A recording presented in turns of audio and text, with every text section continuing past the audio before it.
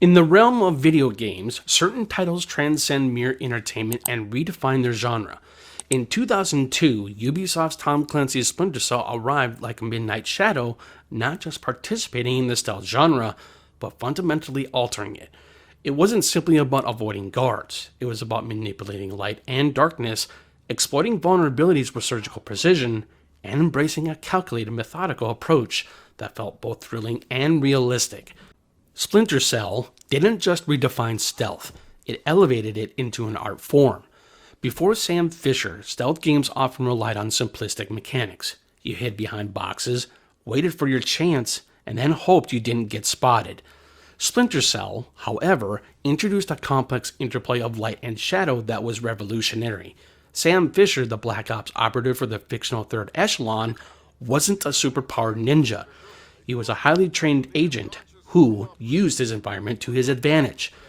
The game's dynamic lighting system, a marvel for its time, forced players to constantly analyze their surroundings, sticking to the edges of shadows, using light sources to their advantage, and adapting to every change in illumination.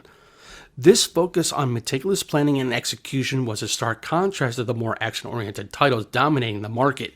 Splinter Cell rewarded patience and observation. Players had to learn patrol routes, listen for guard conversations, and meticulously plan their movements, often requiring multiple attempts to perfect a single infiltration.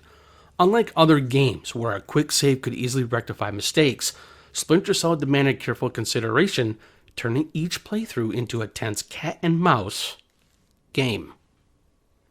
The gadgets, a staple of the series, were not just for show. The iconic optic cable let players peer under doors, the sticky camera allowed for remote reconnaissance, and the shocker was a silent takedown tool that felt both satisfying and realistic. These tools encouraged creativity in gameplay and further cemented the game's emphasis on meticulous planning. Beyond mechanics, Splinter Cell also introduced a narrative that was grounded in the political paranoia of the post-9/11 era.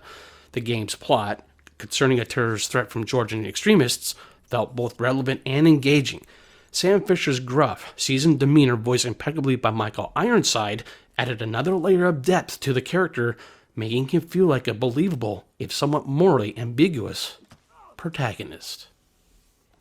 The game's impressive visuals, particularly its use of shadows and lighting, were truly groundbreaking for the time.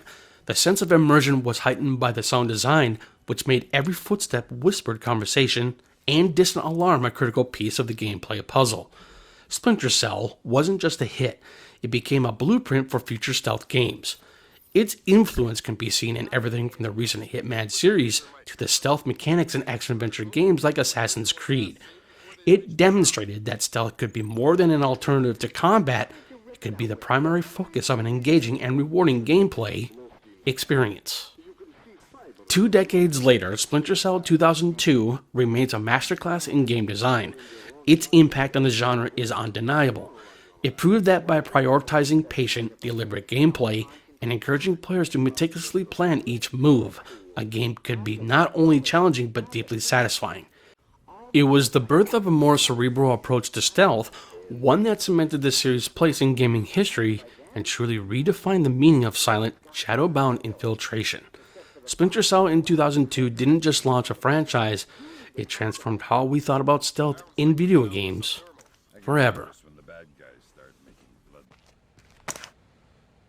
What the hell did you find in there, man? Lambert's flipping out big time. What's he saying? That we're going to war.